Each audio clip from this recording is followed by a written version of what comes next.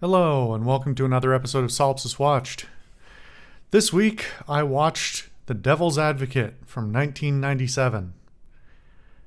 This is a movie that I've crossed paths with a couple of occasions, but is a movie that feels like has been largely forgotten. That said, I feel like in the 10 years-ish after it came out, it was kind of a big deal.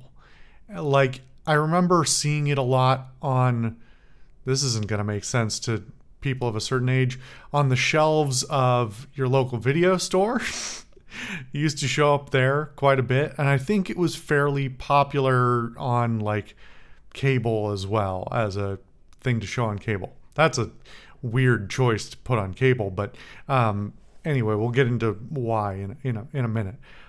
This is an interesting film that I picked because it's supposed to be sort of horror adjacent, or it's marketed as horror basically, but it does get me into thought and discussion about what constitutes horror and what horror is as a genre, both as a cinematic genre and as a the literary intent behind horror. So before we actually get into the movie, I'm going to take a momentary tangent, very momentary, I'm sure, into my general thoughts on the horror genre and sort of what it's for and the current state of it. The current state of horror these days has very much become mostly the pop horror movies that are coming out and have come out for the last 10, 15 years are a lot about shock value. It's about crazy scenarios, very heavy on slasher adjacent or, surprise elements of the movies. And that has its appeal. Not for me, but it does for some people. So I'm not going to take immediate issue with that and say it's bad horror or something like that. But to me, it is not what I think horror is best at. I've talked a little bit before about the nature of genre fiction and this history of genre fiction, especially in the early to mid 20th century, as these cheap novels were coming out that were written in bulk, that were often sort of passed off as not very literary. And among the genres, I've talked about science fiction previously, but also horror falls into the same sort of area. I may have talked about it at some point before. Horror is an exploratory genre when it comes to most media that are horrific. Usually, horror is about exploring the nature of humanity. And even in very high fantasy, ridiculous scenarios types of things that we look at the scenario and say that can't play out in real life, or that's truly supernatural or something like that.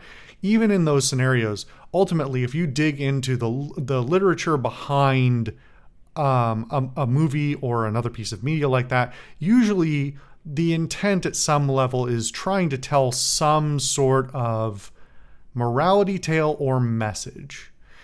It may not be a distinct, you should do this, you should believe this kind of thing, but there is usually something that it is trying to say about the nature of individuals or society, or the way that economic and social development has happened, or what it's like to live in our modern world. And in a lot of ways, a lot of newer horror seems to have, to me, sort of forgotten about some of those things. It's not implicitly bad, but it's something I tend to look for. And so to see a movie like this, which on its most overt level is very much telling a morality tale, is really interesting. It's kind of extra interesting because I can't tell what the target... I think I know who the target audience is, but the way they've looped in sort of two separate audiences is really kind of interesting. Because this movie is very much couched in deeply Christian literature, whether the Bible itself or various other adjacent things like Paradise Lost or The Inferno or Faust or any number of other pieces of historical Christian or Christian adjacent writing. This is very much couched in the mythology of Christianity. It's about, the devil. I mean, it's in the title there. And there are plenty of movies that, make allusions to or even overtly reference like Christian theology, Christian mythology, and the characters in that book. But this takes sort of an interesting turn with it. For those of you who have seen American Psycho before, I think I draw a lot of connections, or at least juxtapositions, between this movie and American Psycho, because American Psycho is a very much it's satire is what it is, but it's also a horror film, and it's a horror film about the nature of greed and sociopathy and the way that society can turn people inhuman and uncaring and insane. And there's a lot else that I could dig into that film, but I won't. By comparison, that movie doesn't really touch at any level on any sort of theology or mythology or anything like that. It's like very grounded in a fictional, a reality, but a fictionalized one. Whereas by comparison, this movie has an interestingly parallel set of commentary and settings and even at times set pieces. And yet so much of it is directly attached to this idea of the devil as concept and the devil as mythological being, that it's interesting to me because it almost seems like it could be framed as a Christian film. But to me, it does not seem to be that way at all, mostly because of the content of the rest of this film. Between the violence and the nudity and the grotesque nature of some aspects of this film, I don't think this is targeted by any means at a Christian audience. This is targeted at a thriller and horror audience. And then, not to say there's no crossover there, but the amount that this movie leans on that mythology is fascinating for a movie that is not specifically about that mythology. Now, in the context of Hollywood and the United States, which is, has historically been primarily populated by people of Christian faith, it is the closest thing in a lot of ways that the US has to a shared mythology. We could get into a whole discussion about that and all the problems with that, but it's something that is often very familiar, even if you have had no direct experience with Christianity. That if you grew up in the US, it's very likely that you have been heavily exposed to that mythology, those narratives, directly or indirectly. And so it does make me wonder whether so much of the visuals and the framing of this film being in that theology is because it's an easy way to get the knowledge across without having to explain a whole lore behind your characters or something like that. I understand this is based on a book, but the same questions could be asked about that book as well. This is interesting for a whole bunch of different reasons, mostly because it's sort of like this feels like the end of an era, or almost the peak of a certain era of horror films. that sort of, in a way, ended with the loss of,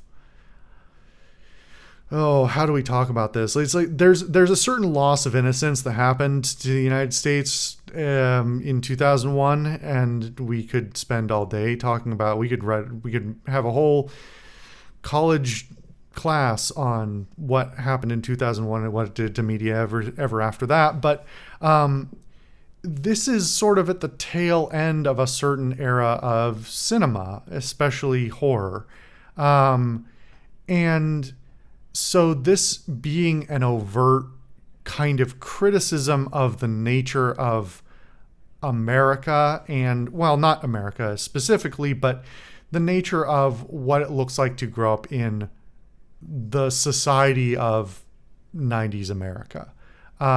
What that does to people, what the sort of state of social, legal, economic situation of the time was, and, latching onto some of the anxieties that were sort of latent in the culture of the time to say, hey, how do, lawyer jokes are somewhat timeless, but especially in the post 80s era of very heavy litigation, very high corporatization, the consolidation of corporate power, the sort of loss of innocence in a different kind of way of the average American, middle class as it crumbled. The commentary here about the society as it existed is very, very timely. It's very appropriate for the time, but it's also timeless in the nature of being still incredibly relevant to this day. And we're still making plenty of films of all kinds and plenty of media of all kinds that is, maybe not the same kind of thing, but talking about similar issues when you dig right into it. As for the production of this movie itself, this is a pretty interesting cast list. We have our leads, the title leads at the time were Keanu Reeves and Al Pacino. Al Pacino having had now probably 30 years of cinema behind him already, and Keanu Reeves, who really up to this point hadn't had too many, had been in the industry for a while, but hadn't had too many hits. His list was basically like Bill and Ted, which was when he was quite young. Then a few years later, Speed, which we also watched. And interestingly, this is the movie that is the reason why he is not in Speed 2. Apparently, he turned down the role in Speed 2 so that he could do this movie. This is still 2 years, I believe, before The Matrix would come out, so he doesn't have that cachet behind his name. But even at the time, my understanding is that he was reasonably well recognized as an actor, even if a lot of the things he was in were not performing very well at the box office. What's also interesting is this also, there's a whole bunch of actors in here who are recognizable character actors from the period, many of whom I honestly don't know the name of, but you look at these people, and if you've watched a lot of things from the 80s and 90s, they're all over. But also interesting is Charlize Theron, who we've had in a couple of movies that I've talked about on this show, and in not her first ever film, but basically her breakout role by all accounts, at least in American cinema. And that's interesting because I don't think I've heard a bunch of people talk about this movie before. I don't think I've heard anyone talk about Charlize's performance in this film, which I think is a shame, because she might be the standout performance for me. All of the actors are doing quite well, and Al Pacino is I would say probably underrated for his performance in this film. Al Pacino, I don't know if I've talked about him before. He sort of plays his one character, as many actors do, as I've talked about. But his ability to ramp up his intensity and, be very expressive is what makes him a pretty decent actor. And in this movie, I think he does an excellent job of flipping between a variety of, levels of performance that are very appropriate for the scenes that he's in. And I think he definitely deserves some accolades for that. For his part, Keanu Reeves, who I've talked about before as well, I don't think he's a particularly great actor, but when he does a role that has been, let me take that back. I think he's a fine actor. I think he's just, again, one of those actors who doesn't have a huge amount of range and variety. He sort of plays varieties of himself, and this is, again, a variety of himself. That said, he does do a Southern affect that is not entirely horrible. And so that's more than he does in a lot of things. So, credit to him there. I also think he does a pretty good performance in some of these dramatic scenes, which are often kind of not his wheelhouse in the things I've watched him in. He's either, whether it's Bill and Ted where he's being a goof, or it's, John Wick where he's, or The Matrix where he's mostly sort of being relatively deadpan and fairly emotionless, and mostly it's a focus on the visuals and those sorts of things. He does put on a reasonable dramatic performance here. Charlize Theron, however, is cast in a heck of a role where she has to do a whole bunch of really a huge variety of dramatically different scenes, and some truly horrible, stomach-wrenching, heart-wrenching kind of stuff. And is, unfortunately, I think those performances are kind of overshadowed by the way the movie is shot and the script is written. She's not really the focus. And I don't think that was deliberate. It's not like they were trying to, keep her down. It was just, she wasn't the focus, but her performances are so excellent that, definitely an underrated performance from her, and understandable. I would love to know how well she was received for that performance at the time, but probably not well enough, because I've never heard anybody talk about it. So pretty impressed on that front. This is very visually couched in 90s. It's very 90s in its visuals. It's sort of that late 90s thing where we're far away from the aesthetics of the 80s that had been bleeding into the early 90s. So whether it's the interior design or the suits and the outfits, the clothes that everybody is wearing, this is looking much more like a late 90s, early 2000s film. And the film does have a lot of focus on its visuals. I shouldn't say that. The focus is on the narrative, but the visuals play a very key part in understanding the context. I mean, I guess that goes for every film. But without trying to get too much into the actual plot of the film, there are so many aspects of this that are talking about sort of power and vanity and how the appearance of everybody matters, and this idea of conforming to high society and your level of power and prowess and richness. And so when that's the case, they have to have an extra keen eye for that sort of thing. There's some very good storytelling that is done both in the environments and in the costuming. And in addition to that being very worthy of recognition, I also, as I do from time to time, want to point out how good the makeup is. The makeup is really key, and it's used not really extensively, but is when it needs to be there. The practical effects and the makeup that are done very, very well, in a way that is, I don't want to say too much. It's done very well. I think it's very worthy of accolade. By comparison, this movie does use quite a decent amount of CGI, and most of it has not aged very well. That said, it hasn't aged terribly either.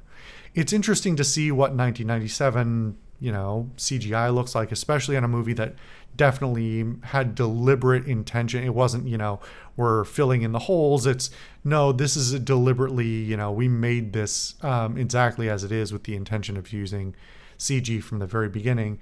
And there's a couple of shots in particular that actually have aged very, very well. It's a little unfortunate, actually. There's a scene near the end where CGI is used much more heavily, and it includes both some of the best and some of the worst CGI in the film. There is one scene relatively towards the beginning, one of the first scenes with CGI in it, actually, that looks very dated in some ways, and in other ways is, while maybe dated, is very inventively used. I'm just going to say it's the movement of the hand. And if you've seen the scene, you might recognize what I mean, or if you're going to go watch this. The movement of the hand is very, very well done, very impressive, very inventive. But there's the big scene towards, one of the big scenes towards the end uses it very heavily, and like I said, has some stuff that still stands the test of time very well and looks awesome. But other stuff that's very, dated with the production of the age. As far as the plot goes, the plot is not that complicated, and the narrative that it's trying to tell, to loop back around to my beginning discussion, the narrative that it's trying to tell, and the sort of the morality of the horror and the discussion that the horror is having about society is not super complicated. It's pretty well shown up front. If you got to the end and there was a surprise of anything, I don't think you were paying attention. It's pretty overt. It's pretty plain. It's saying exactly what it intends to say. And, it's all pretty on its face. And I don't think there's anything wrong with that, especially in something that is sort of focused on other things, focused on showing a narrative about horror, about the horror of living a life, I guess. Again, I don't want to spoil this too much. The rest of the production, I think, is totally serviceable. I don't think I have anything in particular I would point out as like really good or really bad. There are some parts of the script that are rough, and there are some parts of the script that are very good.